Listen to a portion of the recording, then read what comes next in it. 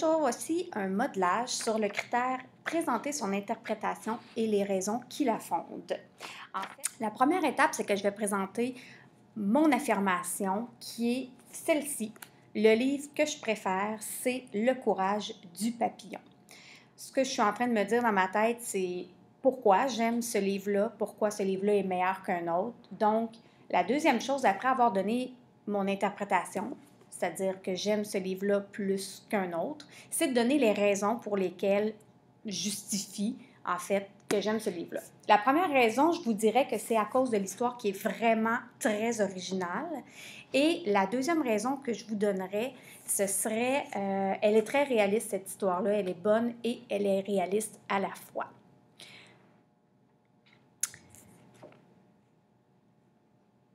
Donc, je viens de vous donner mon interprétation et les raisons qui font en sorte que je préfère ce roman-là.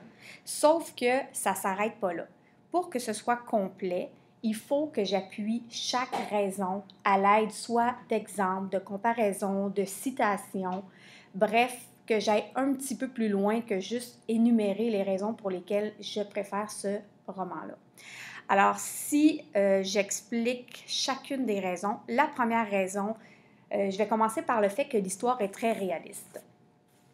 Je vais donner des exemples que le livre est réaliste. La première des choses, c'est que quand on regarde le synopsis à l'arrière, on explique très bien que c'est l'histoire de 5 sœurs qui sont adolescentes. Donc, on parle des 5 sœurs, de leur vie, ce qu'ils vivent au quotidien. On va, par exemple, voir une des sœurs qui vit une relation amoureuse. On va constater les débuts de la relation amoureuse. Il y a beaucoup d'exemples tirés de la vie quotidienne. Puis ça, je trouve que ça rejoint vraiment les lecteurs, les adolescents, mais aussi les adultes. Toujours pour appuyer le fait que le livre est très réaliste, donc je vais vous citer un passage à la page 139. Vous allez voir que c'est très réaliste. Le chapitre s'intitule « Le kidnappeur ». Je vous lis un extrait. « Samedi matin, tu regardes par la fenêtre de ta chambre quand une camionnette rouge s'arrête devant la maison. Et le kidnappeur en descend. C'est un homme trapu. Il regarde d'un bout à l'autre de la rue.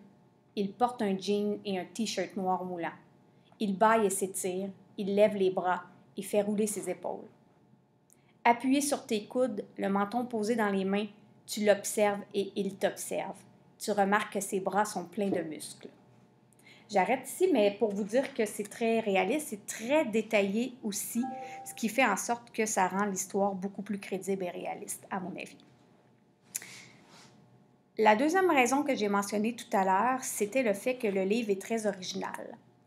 Ici, pour appuyer cette raison-là, le fait que le livre est très original, je vais détailler en 2 parties.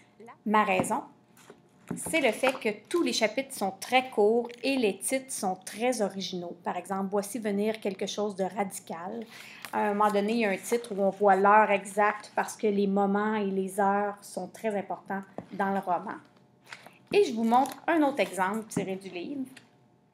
Ce qui est original, c'est qu'il y a également un article de journal intégré tel quel. C'était l'article de journal qui est paru quand la jeune Autumn, qui est le personnage principal, se fait kidnapper.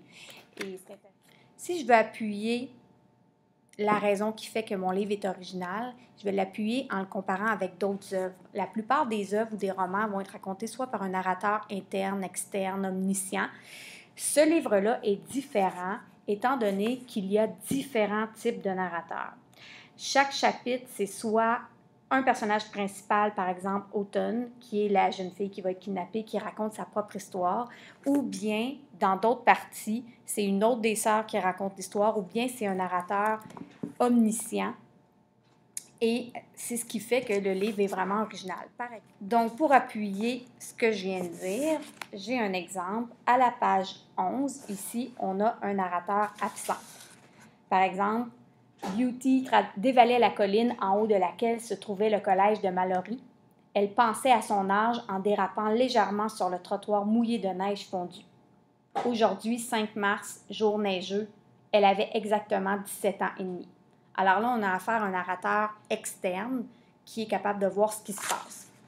Si je vais juste un peu plus loin, 4 pages plus loin, le chapitre qui s'intitule « Mal de ventre ». Là, on a affaire à une adolescente, Automne, qui raconte elle-même sa version. Donc, on change de narrateur ici. Ça commence comme ça. « Qu'est-ce que tu fais quand tu ne veux pas aller à l'école? Si tu t'appelles Automne, que tu as 11 ans, seulement 11 ans te dis-tu, et que tu es le bébé de la famille, tu entres dans la cuisine en traînant des pieds, tu fixes ton regard sur Beauty, ta sœur aînée, et tu dis d'une petite voix gémissante, « Beauty, Beauty, j'ai mal au ventre », en espérant avoir l'air malade.